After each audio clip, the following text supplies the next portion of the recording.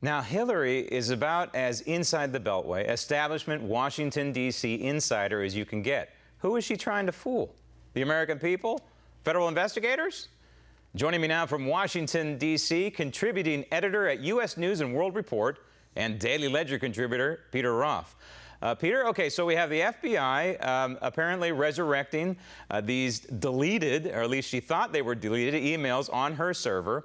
This is quite troubling to me for several reasons. But the bottom line is this, Peter, if they find one State Department related email that has been deleted and was not turned over to the State Department, either as part of a FOIA request or as part of the request from the State Department for all of the Hillary Clinton archives, then it seems to me that she's guilty of a federal crime, and that is destroying federal archives. I'm just laughing about this. It has become a mockery of itself. For her to explain that people are frustrated with the system without acknowledging that it's her they're frustrated with strikes me as the height of solipsism. And she is so self-involved. She is so programmed. She doesn't see that the kind of dishonesty that she has purveyed and which her husband perfected during his 8 years in the White House is precisely what is driving voters into the arms of outsider candidates like Donald Trump, Bernie Sanders, and Carly Fiorina. But this is why, Peter, it is so important. The FBI is able to bring back these deleted emails. Who knows who's had their mittens on this server since it left her barn? And by the way, who knows who had their mittens on it when it was in her barn, under the care of this IT person who had no IT experience? I mean, it is laughable, right? So what happens here? It is laughable, yes. So what happens here in the long run? What's your gut on this? Because you've been around this a long time, longer than me. Does she end up dropping out of the campaign and then eventually, agrees to some lesser charge so she doesn't go to jail? How does this thing end?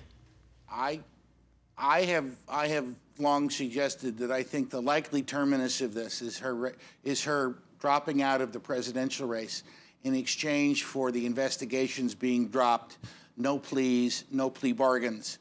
She walks away clean, but she doesn't get to be president, which is part of why I think this whole drive towards Joe Biden is emanating from inside the White House, why the leaks coming out of the Justice Department and the FBI about Hillary Clinton are in fact as damaging to her prospects as they are.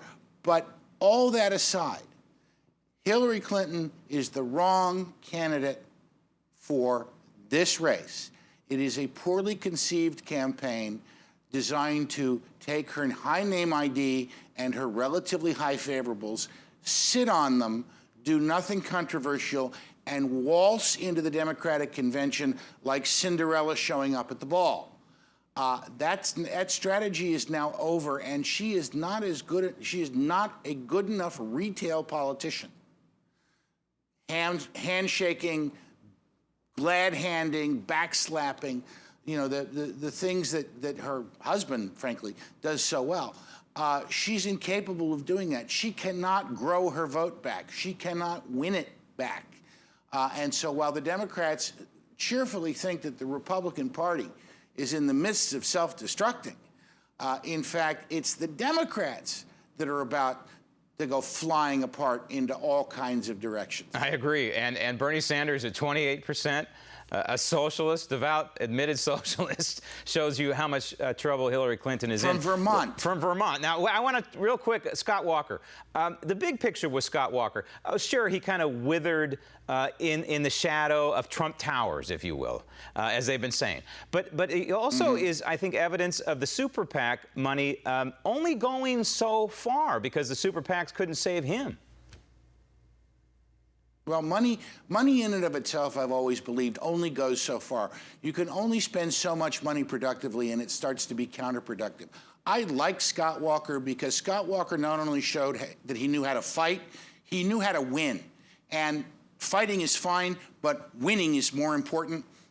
He did not catch on. He is a case study in the difficulty of transitioning from being a state politician or even a United States senator into a presidential race. It takes a certain breed of person to do it.